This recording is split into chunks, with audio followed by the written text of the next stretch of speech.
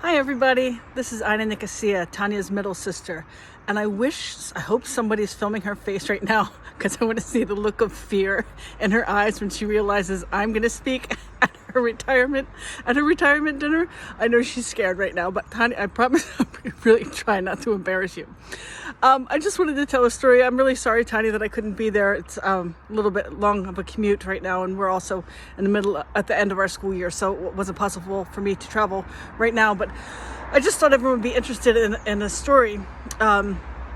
I'm 2 years and 2 months younger than Tanya, and everyone remembers the first teacher. And for me, it's really easy to remember my first teacher because my first teacher was actually my sister. I don't know a lot of people who decide at 6 years old, with 5 or 6 years old, what they're going to do for the rest of their life, but Tanya is one of those people. I remember, I always looked up to her being my big sister, and I remember when she started kindergarten. And she came home, and the day she came home from kindergarten, she said, I'm going to be a teacher. And that's all she wanted to be. That's what was her goal in life. That was her mission. That's what she was made to do. And I'm a little bit envious of people that have this certainty at such a young age, knowing what she wanted to do. And that's all really she wanted to be. In fact, I wonder if Mrs. Galena is there today, because Mrs. Galena was her kindergarten teacher, actually my kindergarten teacher too. And that woman put a spell on her because she knew what her career was going to be for the rest of her life because of a fantastic educator that she had. And I remember we had a little playroom in our old house where we lived when we were really little.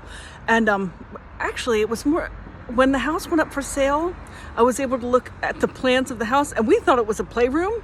It was like a cloak. It was like a entryway. It was like a closet. So technically, Tanya and I have both come out of the closet.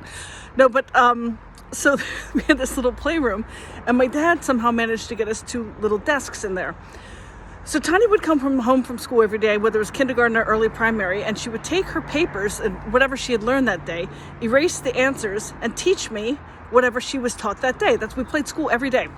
And so she would come home, teach me whatever she learned, and so for me it was great because by the time I started school, I could read, write, add, subtract. I was on a 2nd, 3rd grade level before I went to kindergarten.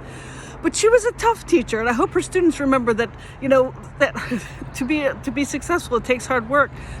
And I remember her, if I didn't get all the answers right, I would have to go stand with my nose in the corner until I got all the answers. And I remember being so mad because I didn't want to have to stand in the corner. And I remember our mother cutting up oranges, like orange slices for a snack.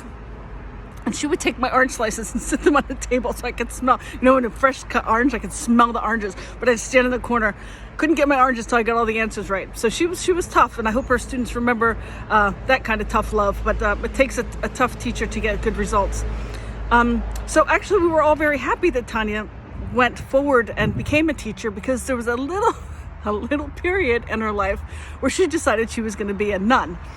And Tanya, I'm so sorry, Tanya. She decided she was going to be a nun. So she went around the house and put signs everywhere, Tanya the Nun. Except we didn't really go to church that much. So her little signs saying Tanya the Nun, but she spelled nun, N-O-N-E. Those signs all over the house saying Tanya the Nun, N-O-N-E. But I'm sure Jim's really grateful, and the girls are grateful she didn't move forward with this career path. She did, in fact, follow through with her goal to be a teacher. And I'm just going to speak on behalf of all of your students, Tanya, because I was your first one. And like Mrs. Galena was your teacher, you were my first teacher.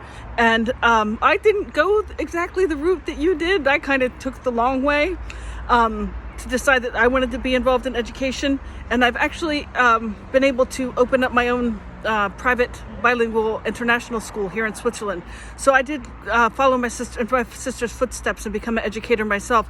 So I would just like to thank Tanya, my first teacher, for inspiring me, for being tough on me, for teaching me about hard work, and also for not becoming a nun. But I mean, there's always tomorrow. You're still young enough; you could have a second career. But thank you for all the time and effort you put into inspiring me to work hard in school. And I wish you all the best for your retirement. And I'm so happy to have gained a retirement house in South Carolina. And I wish you all the best. I love you very much. I hope to see you soon. And thank you for all you do.